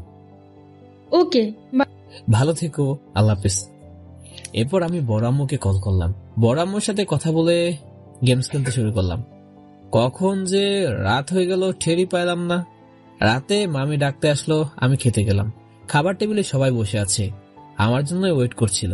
আমি যাওয়ার পরে সবাই খাওয়া শুরু করলো। তখন নানু বলল, কালকে নিধি আসতেছে। তুমি জানি আম্মুর সাথে কথা হয়েছে, সকালে গিয়ে বাস স্ট্যান্ড থেকে নিয়ে আসবি। সরি পারবো না। তুই না গেলে কে যাবে? আমি সকালে তো অফিসে চলে যাব। লিমাকে পাঠিয়ে দাও। লিমা কি ড্রাইভ করতে পারে নাকি যে ও গিয়ে নিয়ে আসবে? ড্রাইভার কি ঘাস কাটার জন্য রাখছো? তুই গেলে নিধি অনেক খুশি হবে। বললাম তো আমি যাব না। রাতের খাবার খেয়ে আমি চলে গেলাম রুমে। আপনারা হয়তো ভাবছেন নিধি আপুর সাথে ভুল বোঝাবুঝি হয়েছে, তাই আমি অনেক স্যাড মুডে চলে যাব, মদ কাঁচা খাবো, সারা রাত না ঘুমে কাটবো। আসলে আমি জানি নিধি আপু আমাকে অনেক ভালোবাসে। তখন আপু আমাকে অবস্থায় দেখে সহ্য করতে পারেনি, এর জন্য এমন বিহেভ করছে। আর আপু তখন রাগের মাথায় ছিল। শান্ত হওয়ার পর বোঝালেই হতো, বাট আমার এখানে আসার মূল কারণ হলো নিধি আপুকে একটা শিক্ষা দেওয়া, যাতে নেক্সট টাইম ভুল বোঝার আগে আমার কথাটা শুনে। আজকে মনটা ফ্রেশ। টানা 15 দিন পর কালকে নিধি আপুকে দেখবো। কখনো এতদিন নিধি আপুর থেকে দূরে থাকিনি। এসে ভাবতেছি আজকে চোখে একদমই ঘুম নেই। শুধু ভাবতেছি কখন সকাল হবে আর কখন নিধি আপুর সাথে দেখা হবে। এসব ভাবতে ভাবতে শেষ রাতে ঘুমিয়ে পড়ি। সকাল 7টায় আমার ঘুম ভেঙে যায়। আমি ঘুম থেকে উঠে ফ্রেশ হয়ে নিচে চলে যাই। নিচ থেকে এক কাপ কফি নিয়ে আমি আবার আমার রুমে চলে আসি। রুমে এসে বেলকনিতে চলে যাই। বেলকনিতে বসে কফি খাচ্ছি আর মোবাইলে আমার আর নিধি আপুর ছবি দেখছি। কিছুক্ষণ পর বাসার সামনে একটা গাড়ি এসে থামে। গাড়ি থেকে নিধি আপু, হিয়া, লিমা বেরিয়ে আসে। আজকে অনেকদিন পর নিধি আপুকে দেখলাম। দূর থেকেই দেখে বোঝা যাচ্ছে এতদিন ঠিক মতো কিছু খায়নি, ঘুমায়নি, মুখটি একদম শুকিয়ে আছে। নিধি আপু গাড়ি থেকে নেমেই আগে আমার রুমের বেলকনির দিকে তাকালো। আমি দেয়ালের পাশে লুকিয়ে পড়লাম। নিধি আপু জানে নানুর বাসায় এটা আমার রুম। আমি রুমে এসে খাটে শুয়ে পড়লাম। নিধি আপু কখন রুমে আসবে সে অপেক্ষা করতে লাগলাম। কিছুক্ষণ পর নিধি আপু আমার রুমের সামনে এসে দাঁড়ালো। আমিও দেখে না দেখার ভান করে রইলাম। নিধি আপু কিছুক্ষণ পর দাঁড়িয়ে থেকে দৌড়ে এসে আমাকে জড়িয়ে ধরল। আমি সামলাতে না পেরে খাটের উপর শুয়ে পড়লাম। নিধি আপু খাটের উপর শুয়ে পড়লো।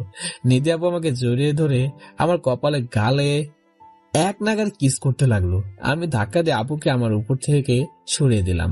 কি করছেন কি এসব? আমার মতো চরিত্রহীন ছেলেকে জড়িয়ে ধরে আছেন, আবার কিস করতেছেন। সরি নীল, আর কখনো এমন হবে না। কি হবে না? কি বলছেন এসব? আর আপনি এখানে কেন এসেছেন? প্লিজ মাফ করে দে, আর কখনো তোকে অবিশ্বাস করব না। আমার মতো চরিত্রহীন ছেলের কাছে ক্ষমা চাওয়ার কোনো দরকার নেই, আর আপনি তো ভুল করেননি। তোরে ছাড়া এই 15 দিন আমার 15 বছর মনে হয়েছে।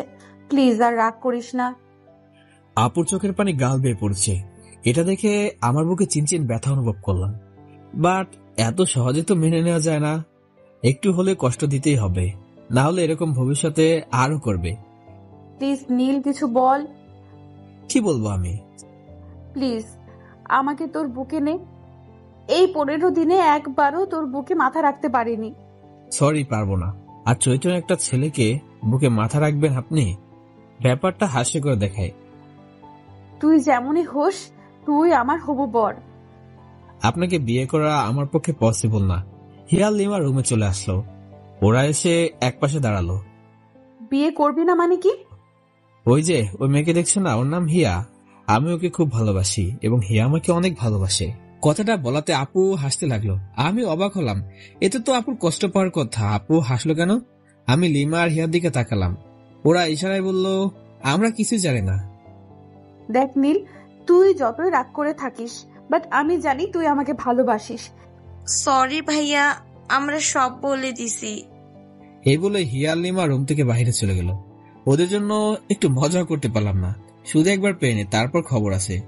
ওরা যাই বলুক না কেন, আমি আর তোমাকে ভালোবাসি না বলে রুম থেকে বের হয়ে গেলাম। বাড়ি থাকলে কষ্ট পেতে হবে, তাই ভাবলাম বাইরে থেকে একটু ঘোরাঘুরি করে আসি, যদি মনটা ভালো হয়। যেই ভাবা সেই কাজ। রাত 12টার দিকে বাড়িতে আসলাম। কলিং বেল চাপ দিতেই নির্দেশে দরজা খুলে দিল। আমি তো নিজেকে দেখে চমকে গেলাম, কারণ নিধি এখনো ঘুমায়নি। হয় আমার জন্য অপেক্ষা করতেছিল। আমি কোনো কথা না বলে সোজা আমার রুমে চলে আসলাম। রুমে আসতে না আসতে নিধি এসে হাজির। এসে আমাকে জিজ্ঞাসা করলো, এত রাত অবধি কোথায় ছিলেন? আমি চুপ করে আছি, কারণ ওর সাথে আমার কথা বলা একটু ভালো লাগছিল না। নিধি আবারও বলল, কি হলো, কথা বলছেন না কেন? এত রাত অবধি কোথায় ছিলেন? সেটা জেনে আপনি কি করবেন? আপনি আপনার রুমে যান। আপনি এভাবে কথা বলছেন কেন? প্লিজ নীল, আমাকে ক্ষমা করে দাও। ঠাস ঠাস তোকে ক্ষমা করবো আমি? আর তুমি তো কোনো দোষ করনি, সব দোষ তো আমার। তুমি তোমার রুমে যাও। নিধি শুধু কান্না করতেছে, আর কিছু বলছে না। কিছুক্ষণ পর মেয়েটি বলল, ফ্রেশ হয়ে নিচে আসুন, খেতে দিচ্ছি। আমার ক্ষুধা নেই। প্লিজ নীল, তুমি আমাকে যা করার করো, মারো কাটো, মন যা চায় তাই করো, আমি কিচ্ছু মনে করব না, কিন্তু নিজেকে কষ্ট দিও না। তোকে না বললাম আমার ক্ষুধা নেই? আর এখন তোর ভালোবাসা উতলায় পড়তেছে। নিধি কান্না করতে করতে বলল, তোমার যদি আরো মারতে মন চায় তাহলে আমাকে মারতে পারো, আমি তোমাকে কিচ্ছু বলবো না। তবে তোমার একটা কথা মনে রাখা দরকার। দেখ, তুইও যদি এই অবস্থায় আমাকে দেখতি, তাহলে তোর কি মাথা ঠিক থাকতো? আমি চুপ হয়ে গেলাম। আপুর প্রত্যেকটা কথাই যুক্তি আছে। ওইরকম অবস্থায় নিধি আপুকে দেখলে আমিও ওরকম করতাম। এখন আমার কি করা উচিত কিছু বুঝতে পারতেছি না। এত সহজে মেনে নেওয়াটা কি ঠিক হবে? নিধি আপুর চোখের পানি সহ্য করা আমার দ্বারা পসিবল না। আমি আপুর চোখের পানি মুছে দিয়ে আপুকে জড়িয়ে ধরলাম। একসময় আপু শান্ত হয়ে গেল। নিধি আপু আমাকে অনেক শক্ত করে জড়িয়ে ধরে আছে। নীল, বলো। আমাকে ছাড়া এতদিন থাকলে কি করে? কষ্ট হয়নি? কষ্ট হলেও কিছু করার ছিল না। তখন তো রাগের মাথায় ওরকম বিহেভ করেছি। আমাকে ভালো করে বোঝালে কি বুঝতাম না আমি? বাট তোমাকে একটা শিক্ষা দেওয়া উচিত ছিল, যাতে কখন আর ভুল না বুঝতে পারো। আর কিছু করতে হবে না, আর কখনো ভুল বুঝবো না। মনে থাকে জানি। চলো ব্রেকফাস্ট করে আসি। অনেকদিন হলো একটা জিনিস খাওয়া হয় না। কি? বলতে পারবো না, পড়ে দেখাচ্ছি বলে নিধি আপু ধাক্কা দিয়ে আমাকে বিছানায় ফেলে দিল। তারপর আমার উপর শুয়ে পড়ল। কি করছো এসব? নিধি আপু আমার ঠোঁটে আঙুল দিয়ে চুপ করতে বলল। আপু বলল, কোনো কথা হবে না, আজকে যদি কোনো কিছুতে বাধা দেস তাহলে তোর খবর আছে। বুঝলাম না নিধি আপু আজকে এমন করতেছে কেন। নিধি আপু যখন আমার ঠোঁটের সাথে তার ঠোঁট মেলাতে যাবে তখনই বললাম, নানু তুমি কখন রুমে আসলে? এই কথা বলাতে নিধি আপু আমাকে ছেড়ে দিল। আমি ছাড়া পেয়ে দরজার সামনে চলে আসলাম। কই নানু? নানু আসে নাই তো। কুত্তা, তুই আমাকে বোকা বানালি। হ্যাঁ, পাগল হয়ে গিয়েছে তুমি। হ্যাঁ, তোর ভালোবাসা পাওয়ার জন্য পাগল হয়ে গেছি আমি। না ম্যাডাম, বিয়ের আগে এসব হচ্ছে না। কাছে আয় বলছি। আমাকে তো পাগল পাইছো। এখন না আসলে কিন্তু পরে তোর 12টা বাজাবো। ওকে, আমি নিচে চলে গেলাম। গেলে আসো। খাবো না আমি। ওকে, না খেলে। এ বলে আমি নিচে চলে আসলাম। নিচে এসে ব্রেকফাস্ট করে নিধি আপুর জন্য রুমে খাবার নিয়ে গেলাম। জানি রাগ করে আছে, এখন যদি নিজের হাতে খাবারটা খাইয়ে দিই তাহলে রাগটা চলে যাবে। আমি খাবার নিয়ে রুমে চলে গেলাম। রুমে গিয়ে দেখি নিধি আপু মনমরা হয়ে বসে আছে। আমি খাবারের প্লেট আপুর সামনে নিয়ে বললাম, খেয়ে নাও। ইচ্ছে নাই। প্লিজ খেয়ে নাও। 2টা শর্তে খেতে পারি। কি শর্ত? অনেকক্ষণ কিস করবি, তারপর নিজের হাতে খাইয়ে দিবি। পারবো না। ওকে, তাহলে আর কি, আমিও খাবো না। আমি আপুর কপালে আলতো করে আমার ঠোঁট ছোঁয়ালাম। আপু কেঁপে উঠলো। আমি এবার আপুর সামনে এক লপমা খাবার তুলে দিলাম। আপু খেতে লাগলো। আপুর খাওয়া শেষ হলে আমি খাবার প্লেট নিয়ে নিচে এসে আবার রুমে চলে আসি। নীল, চল বাইরে যাই। বিকালে এখন কি করব? আমার সাথে আড্ডা দাও। আমরা গল্প করতে লাগলাম। গল্প করতে করতে দুপুর হয়ে গেল। আমরা দুপুরে খাবার খেয়ে রুমে চলে আসলাম। আমি, নিধি আপু, হিয়া, লিমা সবাই আড্ডা দিতে লাগলাম। হিয়া, লিমা রেডি থেকে, বিকালে বাইরে যাব। ওকে ভাইয়া। হিয়া সজীবকে আসতে বলল। ওকে। এরপর আড্ডা দিতে দিতে বিকাল হয়ে গেল। বিকালে সবাই রেডি হতে চলে গেল। কি পরবো? শাড়ি পরবা? নিয়ে আসি নাই তো। ওয়েট, আমি লিমার কাছ থেকে নিয়ে আসছি। আমি লিমার কাছে গিয়ে একটা নীল কালারের শাড়ি নিয়ে আসলাম। এসে নিধি আপুকে পরিয়ে দিলাম। নিধি আপু শাড়ি পরার সময় তার শাড়ির কুচি আমার ধরে রাখতে হয়। কেমন লাগছে আমাকে? পারফেক্ট বউয়ের মতো। এই কথা শুনে আপু একটু লজ্জা পেল। তুই কি পরবি? T shirt. না, নীল পাঞ্জাবি পরবি, যাতে সবাই ভাবে আমরা কাপল। ওকে। এরপর আমরা রেডি হলাম। আমি আর নিধি আপু নিচে চলে আসলাম। বাট হিয়া আর নীলার কোনো খবর নেই। এদের সাজতেই তো সারাদিন লাগে, বাট নিধি আপু কখনো মেকআপ করে না। আমার বারণ আছে। হিয়া, লিমা আসলো। আমরা নানু আর মামুনিকে বলে বেরিয়ে পড়লাম। আমি ড্রাইভ করছি, নিধি আমার পাশে সিটে, হিয়া, লিমা পিছনে। হিয়া, সজীব কোথায় থাকবে? ভাইয়া, রেস্টুরেন্টের সামনে। ওকে। এরপর রেস্টুরেন্টের সামনে গিয়ে গাড়ি পার্ক করলাম। আমরা গাড়ি থেকে নেমে গেলাম। দেখি সজীব দাঁড়িয়ে আছে। সজীব আমাদের দেখে আমাদের দিকে আসতে লাগলো। ওই, ও তোর ফ্রেন্ড সজীব না? হ্যাঁ আপু। তোর সাথে ওর কোথায় দেখা হলো? সজীব হিয়ার বয়ফ্রেন্ড। ও আচ্ছা। তারপর সজীব আমাদের কাছে আসলো। এই নীল, এটা নিধি আপু না? কেমন আছো আপু? আলহামদুলিল্লাহ ভালো। তুমি? আলহামদুলিল্লাহ ভালো। আমার কথা মনে আছে আপু তোমার? মনে থাকবে না কেন? আগে নীলের সাথে আমাদের বাসায় অনেক গেছো। এখানে দাঁড়িয়ে কথা বলবে নাকি কোথাও যাবে? কোথায় গেলে ভালো হয়? এখানে একটা লেক আছে, যাবে? ওখানেই চলো। আমি তো বাইক নিয়ে এসেছি। গাড়ি ড্রাইভ করতে পারোস? হ্যাঁ। তুই হিয়াকে নিয়ে গাড়িতে আয়, আমাকে বাইকের চাবিটা দে। ওকে। এনে গাড়ির চাবি, আগে যা, আমরা পিছনে আসছি। আচ্ছা। ওরা যেতে লাগলো। আমি নিধি আপুকে বাইকে বসতে বললাম। আপু বাইকে বসলো। বসে অনেক শক্ত করে জড়িয়ে ধরলো। আপু, একটু আস্তে ধরো না। না, তুই অনেক স্পিডে বাইক চালাস। আস্তে চালাবো আজকে। যেভাবেই চালাস আমি আস্তে ধরতে পারবো না। আর কথা বললাম না, বাইক চালানো শুরু করলাম। আস্তে আস্তে বাইকের স্পিড বাড়াতে লাগলাম। নিধি আপু আরো শক্ত করে জড়িয়ে ধরলো। আমরা লেকে পাহাড়ে চলে গেলাম। আমরা অনেকক্ষণ আড্ডা দিয়ে বাসায় চলে গেলাম। বাসায় যেতে যেতে সন্ধ্যা হয়ে গেল। বাসায় গিয়ে আমি আমার রুমে চলে গেলাম। রাতে ডিনার করার জন্য ডাকা হলো। আমরা ডিনার করতে চলে গেলাম। সবাই বসে খেতে লাগলো। নানু, একটা কথা রাখবে? বল। আজকে কিন্তু আমি নীলের সাথে ঘুমাবো। এই কথা শোনার পর আমি কাশতে লাগলাম। মামি পানি দিল। পানি খেয়ে আমি ঠিক হলাম। সবাই আমার দিকেই তাকিয়ে আছে। মেয়েটা কি পাগল হয়ে গেছে? কোথায় কোনো কথা বলতে হয় কিছুই বুঝে না। কি বলছো এসব আপু? আমাদের কি বিয়ে হয়েছে? একদম চুপ। না রে, বিয়ের আগে একসাথে থাকা যায় না। আমাদের তো বিয়ে হবে, তাই না? হয়নি তো। আর একটা কথা বলবে না, চুপচাপ খাও। আমি খাওয়া শেষ করে আমার রুমে চলে আসলাম। রুমে এসে ফোন টিপতে লাগলাম। রাত বাজে 12টা। মনে হয় আমার দরজা ঠেলে কেউ ভিতরে আসতেছে। ভালো করে তাকিয়ে দেখি নিধি আপু। আমি চোখ বন্ধ করে ফেললাম। আগে দেখি নিধি আপু কি করে। নিধি আপু এসে আমার মুখের সামনে বসলো। প্রথম কপালে একটা চুমু দিল। তারপর বলতে শুরু করলো, পাগল, তোকে যে কতটা ভালোবাসি তুই জানিস না? নিজের চাইতে তোকে অনেক বেশি ভালোবাসি আমি। কবে যে তোকে পার্মানেন্ট নিজের করে পাবো। তোকে ছাড়া একটুও ভালো লাগে না আমার। আর অনেক কিছু বলতে লাগলো। নিধি আপু আমার লিপে ছোট করে একটা কিস করলো।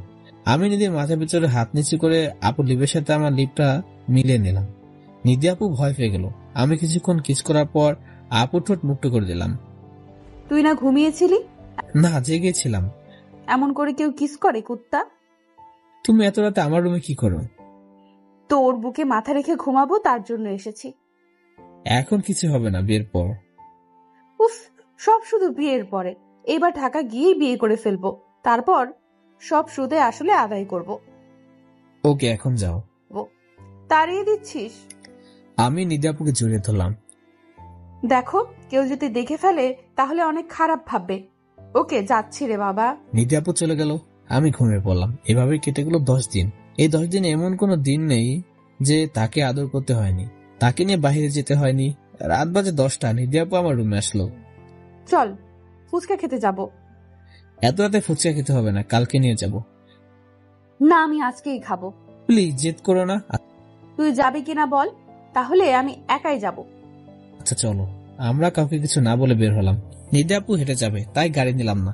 আমরা হাঁটতে লাগলাম। রাস্তায় একটা ফুচকার দোকান দেখলাম, দোকানটা বন্ধ করতে গিয়েছিল। নিধি আপু ফুচকা খেলো, আমাকে একটা খাইয়ে দিল। ফুচকার বিল দিয়ে আমরা আবার হাঁটতে লাগলাম। রাস্তায় 3টা ছেলে আমাদের পিছনে পিছনে আসতে লাগলো। ওরা এসে আমাদের সামনে দাঁড়ালো, ওদের হাতে চাকু আর খুর। নিধি আপু ভয় পেয়ে আমাকে জড়িয়ে ধরলো। কে ভাই আপনারা? ওদের মধ্যে একজন বলল, যদি বাঁচতে চাস তাহলে যা কিছু আছে দিয়ে দে। কেন, মগের মুলুক নাকি? যা বলছি শোন, ভালো হবে। প্লিজ নীল, সব দিয়ে দে। কিসের জন্য? আমি এসব ভয় পাই না। এ বলাতে ওখানে একজন আমার গলায় খুঁট ঠেকালো। নিধি আপু ভয় পেয়ে আমার ফোন, ওয়ালেট, নিজের ফোন ওদের দিকে দিয়ে দিল। এসব পেয়ে ওরা আমাকে ছেড়ে দিল। আরেকজন বলল, হাতের ঘড়িটা দে। ঘড়িটা আমাকে নিধি আপু গিফট করেছে, তাই দিলাম না। এটা নিয়ে ওদের সাথে একটু হাসাহাসি হলো। হঠাৎ করে আমার হাতে খুরের একটা ফেস লেগে যায়।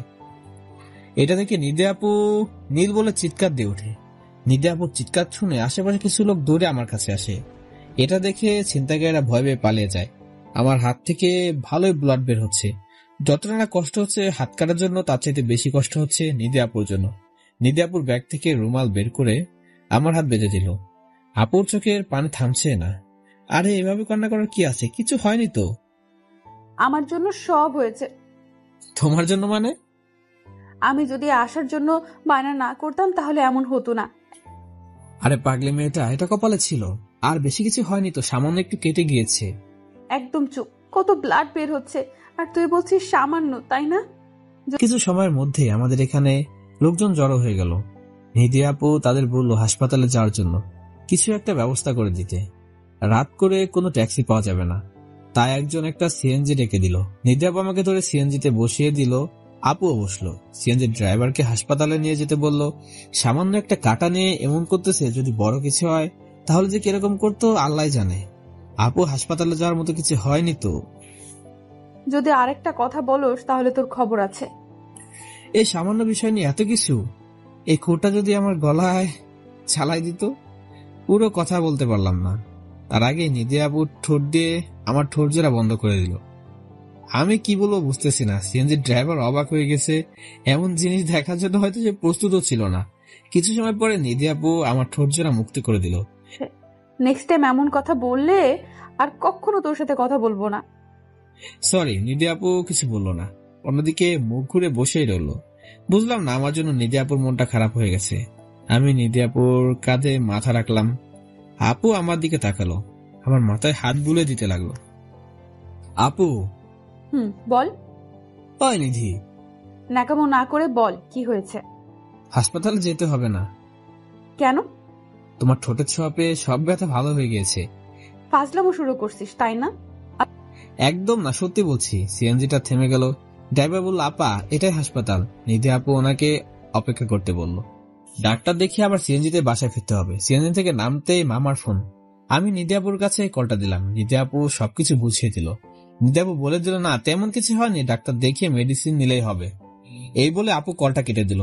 আমরা হাসপাতালের ভিতরে ঢুকলাম। হাসপাতালের সবচাইতে বড় ডাক্তারের কেবিনে গেলাম। কেবিনে গিয়ে দেখি এটা তো মামার বন্ধু। ওনাদের বাসায় আগে অনেক গিয়েছি। অনেকদিন এই আঙ্কেলের সাথে দেখা হয়নি। আসতে পারি আঙ্কেল? নীল, তুমি এখানে? আসসালামু আলাইকুম আঙ্কেল। ওয়ালাইকুম আসসালাম। কেমন আছো নীল? আলহামদুলিল্লাহ ভালো আঙ্কেল, আপনি? ভালো। বাট তোমার হাতে কি হয়েছে? ব্যান্ডেজ কেন? একটা অ্যাক্সিডেন্ট হয়েছে, একটু কেটে গিয়েছে। সাথে এটা কে তোমার? হবু বউ আঙ্কেল। কেমন আছো মা? আলহামদুলিল্লাহ ভালো। আপনি? ভালো। এমন সময় একজন নার্স এসে বলল, একটা রোগীর অবস্থা খুব খারাপ। আঙ্কেল আমাকে বলল, আমি একটা নার্স পাঠিয়ে দিচ্ছি, তোমরা বসো। নার্সের বয়সটা একদম কম মনে হয়, মেডিকেলের স্টুডেন্ট হবে, আর একটু স্মার্টও। ভাইয়া কি হয়েছে? হাত কেটেছে। তারপর মেয়েটা একটা ইনজেকশন বের করলো। এটা দিয়ে কি করবেন? সেলাই করতে হবে, তাই ইঞ্জেকশন দিয়ে অবশ করে নিব। আব্বু, আমি ইনজেকশন দিব না। ইনজেকশন দেওয়াটা কি খুব জরুরি? হ্যাঁ আপু, না হলে অনেক ব্যথা পাবে, আর ওনার মধ্যে কিউট একটা ছেলেকে আমি ব্যথা দিতে পারবো না। আপনাকে এখানে কে কিউট সেটা দেখতে পাঠানো হয়েছে? সরি। নিধি আপু আমাকে জড়িয়ে ধরলো, তারপর আমাকে ইনজেকশন দিয়ে দিল। আসলে ইনজেকশন অনেক ভয় পাই আমি। তারপর হাত ওয়াশ করে সেলাই দিতে লাগলো। তারপর নার্স বলল, আচ্ছা একটা প্রশ্ন করি। আমি বললাম ওকে করেন। তারপর যে প্রশ্ন করলো আমি শুনে হাসতে লাগলাম। আচ্ছা, আপনারা কি কাজিন? বাট আপনাদের ব্যবহারে তো তা মনে হচ্ছে না। আসলে নিধি আপু আমার চাচাতো বোন এবং হবু বউ। ও, তার জন্যই তো বলি, একটা কাজিন তো আর জড়িয়ে ধরবে না এমন করে। কথা বলতে বলতে সবকিছু কমপ্লিট হয়ে গেল। আমরা আঙ্কেলের কাছ থেকে বিদায় নিয়ে হাসপাতালের সামনে চলে আসলাম। সিএনজি ড্রাইভার এখনো সিএনজি নিয়ে বসে আছে। আমরা গিয়ে সিএনজিতে বসলাম। বাসার ঠিকানা বললাম। আমাদের বাসার সামনে সিএনজি ব্রেক করলো। আমরা ভাড়া মিটিয়ে বাসায় গিয়ে কলিং বেল বাজালাম। দেখি নানু, মামা, মামি, লিমা, হিয়া সবাই আছে। আমরা যখন সবার সামনে গিয়ে দাঁড়ালাম। এত রাতে তোমাদের বাসার বাইরে কে যেতে বলেছে? সরি মামা। আজকে তোমাদের কিছু হলে আপুকে কি জবাব দিতাম আমি? কিছু হয়নি তো, যাও নীল, তুমি গিয়ে রেস্ট নাও। ওকে, এই বলে আমি রুমে চলে গেলাম। আমার পিছনে পিছনে নিধি আপু আসলো। আপু এসে আমার পাশে বসলো। আজকে আমার জন্য তোর এই অবস্থা হলো। এই কথাটা আরেকবার বললে তোমার খবর আছে বলে দিলাম। ডিনার করবে না? না। কেন? দেখো না হাতটা কাটা আমার। ওয়েট, আমি নিয়ে আসছি। নিধি আপু নিচে চলে গেল। নিচে গিয়ে আমার জন্য খাবার নিয়ে আসলো। হাত ধুয়ে আমার সামনে বসে খাবার তুলে ধরলো। আমি খেয়ে নিলাম। তুমি খাবে না? পরে খাবো। আমার সাথে খাও। তোর সাথে কি করে খাবো? এক লোকমা তুমি খাবে, আর এক লোকমা আমাকে খাইয়ে দিবে। ওকে। এভাবে আমাদের খাওয়া শেষ হলো। খাওয়া শেষে নিধি আপু প্লেট নিয়ে নিচে চলে গেল। আবার রুমে এসে আমার পাশে বসলো। অনেক রাত হয়েছে, রুমে চলে যাও। না, আজকে আমি তোর সাথেই থাকবো। না, হবে না। কেন? যদি আমি কিছু করে ফেলি? আমি তো এটাই চাই, আর তোর জোর করতে হবে না। তুই চাইলে এমনিতেই হবে। পাগল হয়ে গিয়েছে তুমি? কেন? সব মেয়ে তার ইজ্জত রক্ষা করতে চায়, আর তুমি কিনা? তুই তো আমার স্বামী। বাট হবু স্বামী। ফের এক কথা, দাঁড়া তোর ব্যবস্থা করতেছি। এই বলে আপু আমার মোবাইলটা নিল, নিয়ে আম্মুর নম্বরে কল করলো। আম্মু কল রিসিভ করলো। কেমন আছিস নীল? ছোট আম্মু, আমি নিধি। হ্যাঁ মামুনি, বলো। ঢাকা আসলেই আমাদের বিয়ে দিয়ে দিবে। এত তাড়াতাড়ি করার কি দরকার? তোমাদের লেখাপড়া শেষ হোক তারপর। না, আমি এতদিন ওয়েট করতে পারবো না। আচ্ছা, দেখা যাবে, আগে ঢাকা আসো। না, শিওর দিয়ে বলো, না হলে আমরা কাজী অফিসে গিয়ে বিয়ে করে ফেলবো। না, তোমাদের বিয়ে করতে হবে না। আসলে তোমাদের বিয়ে দিয়ে দেব। ধন্যবাদ আম্মু। আমার ছেলেটাকে পাওয়ার জন্য একবার মরিয়া হয়ে গেছিস। কি করব বলো, তোমার ছেলেকে ছাড়া যে কিচ্ছু ভাবতে পারি না। আচ্ছা, নীলের কাছে দে। ওকে। এরপর আমি আম্মুর সাথে কথা বলে কল কেটে দিলাম। নিধি আপুকে রুম থেকে বাহির করে দিয়ে আমি দরজা লাগিয়ে দিলাম। আমি সাধারণত রুমের দরজা লক করি না, বাট গতকাল রাতের মতো আজকেও রুমে আসতে পারে। আমি ঘুমিয়ে পড়লাম। কালকের পরের দিন আমার জন্য একটা স্পেশাল দিন। কালকে অনেক কাজ বাকি আছে। সকালে দরজা ধাক্কানোর শব্দে আমার ঘুম ভেঙে গেল। ধাক্কাচ্ছে তো ধাক্কাচ্ছেই, থামার কোনো নামই নেই। এটা নিধি আপু ছাড়া কারোর কাজ না। একরাশ বিরক্ত নিয়ে দরজাটা খুলে দিলাম। খুলে দেখি নিধি আপুই দাঁড়িয়ে আছে। এত সকালে ডাকতেছো কেন? কয়টা বাজে খেয়াল আছে? হ্যাঁ, 9টা বাজে। এখনো তো সকাল। তা নয় তো কি। ফ্রেশ হবি না? একা একা পারবি না। এরপর নিধি আপু আমাকে নিয়ে ওয়াশরুমে চলে গেল। ফ্রেশ হয়ে ওয়াশরুম থেকে বের হলাম। নানু, মামা, মামি রুমে আসলো। এখন কেমন আছি এসব জেনে সবাই চলে গেল। নিধি বলল আমি এখন যাই, 30 মিনিট পর খাবার নিয়ে আসবো। নিধি চলে গেল। হিয়া আর লিমা রুমে আসলো। এখন কি অবস্থা ভাইয়া? ভালো। একটা কাজ করে দিতে হবে তোমাদের দুজনের। কি কাজ? তারপর আমি সবকিছু বুঝিয়ে বললাম। ওরা রাজি হয়ে গেল। নিধি আপু রুমে চলে আসলো। রুমে এসে আমাকে খাইয়ে দিল। এভাবে দুপুর হয়ে গেল। দুপুরে খাবার খাইয়ে দিল নিধি আপু। আচ্ছা, কালকের দিনের কথা কি তোর মনে আছে? কেন, কালকে কি হয়েছিল? সত্যি জানিস না নাকি ফান করছিস? কালকে কি তোমার নানার জন্মবার্ষিকী নাকি? এরকম স্পেশাল একটা দিন ভুলে গেলি? আচ্ছা, কি হয়েছে বলবা তো? আর কালকে কি? কিছু না। নিধি আপু রুম থেকে চলে গেল। কালকে নিধি আপুর জন্মদিন। আপু ভাবছে সত্যি সত্যি আমি ভুলে গেছি, তাই মন খারাপ করে চলে গেল রুম থেকে। আমি ফোন দিয়ে লিমা আর হিয়াকে আসতে বললাম, ওরা আসলো। প্ল্যানিং মোতাবেক হিয়া, লিমা নিধি আপুকে নিয়ে বাহিরে যাবে। এই সময় আমি সবকিছু ব্যবস্থা করে রাখবো, আপুকে সারপ্রাইজ দেওয়ার জন্য আর কি। নিধি আপু বাইরে যেতে চাইল না, বাট হিয়া লিমা অতিরিক্ত জোরাজোরি করার কারণে এসে গেল।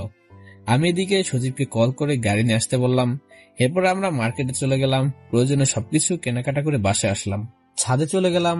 আমি আর সজীব ছাদে গিয়ে ফার্স্ট ছাদে লাইটিং করালাম। আস্তে আস্তে সবকিছু শেষ করলাম। সন্ধ্যা হয়ে গেল। আমি আর সজীব আমার রুমে চলে গেলাম। রাত 8টার দিকে নিধি আপু বাসায় আসলো। হিয়া লিমাকে মনে মনে একটা ধন্যবাদ দিলাম। নিধি আপু বাসায় এসে আমার রুমে আসলো। সজীবকে আমার রুমে দেখে একটু কথা বলেই চলে গেল। হিয়া সজীবকে দেখে আরো বেশি অবাক হলো। আমি হিয়াকে বললাম নিধি আপুর দিকে নজর রাখতে, কোনো মতে জানি নিধি আপু ছাদে যেতে না পারে। আর লিমাকে পাঠালাম ছাদে কিছু কাজ বাকি আছে সেগুলো কমপ্লিট করতে। রাতে সবাই ডিনার করতে যে যার রুমে চলে গেল।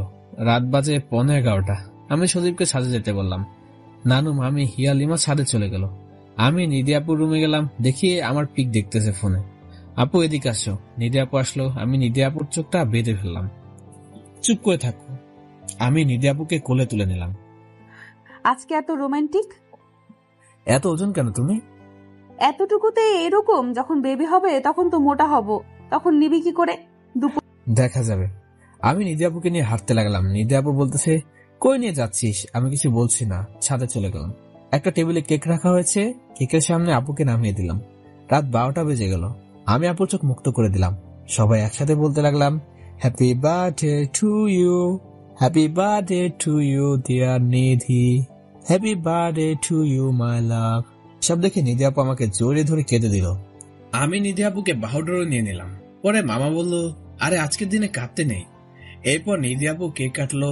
ফার্স্ট আমাকে খাইয়ে দিল, তারপর নানুকে, এরপর একে একে সবাইকে খাইয়ে দিল। সবাই গিফট দিয়ে চলে গেল। আমি নিধি আপুর হাতে একগুচ্ছ গোলাপ দিলাম। আপু খুশি হয়ে আমাকে একটু মিষ্টি খাইয়ে দিল। একটা দোলনা ফুল দিয়ে অনেক সুন্দর করে সাজানো হয়েছে। আমরা গিয়ে ওটাতেই বসলাম। নিধি আপু আমার বুকে মাথা রাখলো। পরে যখন জেগাইলাম তখন না করলে কেন? বললে কি সারপ্রাইজটা থাকতো? জানো কতটা কষ্ট পেয়েছি। সরি, আর হবে না। সব সময় এমন ভাবে ভালোবাসবে তো? মৃত্যুর আগ পর্যন্ত তোমাকে ভালোবেসে যাব। নিধি আপু আমাকে অনেক শক্ত করে জড়িয়ে ধরলো আর বলল, কেকের নাম লেখাটা অনেক সুন্দর ছিল। কেকে লেখা ছিল, হ্যাপি বার্থডে সিনিয়র প্রেয়সী। আমি আপুকে অনেক শক্ত করে জড়িয়ে ধরলাম। আপু আমার বুকে ঘুমিয়ে পড়ল। আমি নিধি আপুর কপালে একটা চুমু খেয়ে বললাম, ভালোবাসি পাগলে, নিজের জীবনের চাইতেও তোমাকে অনেক বেশি ভালোবাসি। সো দর্শক বন্ধুরা, আজকের এই গল্পটি আপনাদের কাছে কেমন লেগেছে সেটি অবশ্যই কমেন্ট করে জানাবেন, এবং পরবর্তীতে আপনি কেমন গল্প শুনতে চান সেটিও নিচে কমেন্ট করে জানাতে পারেন। সো সবাই ভালো থাকবেন, সুস্থ থাকবেন। আর হ্যাঁ, আপনি যদি এখনো আমাদের চ্যানেলটি সাবস্ক্রাইব না করে থাকেন তাহলে প্লিজ চ্যানেলটি সাবস্ক্রাইব করে পাশে থাকা বেল বাটনটি বাজিয়ে দিবেন। ধন্যবাদ।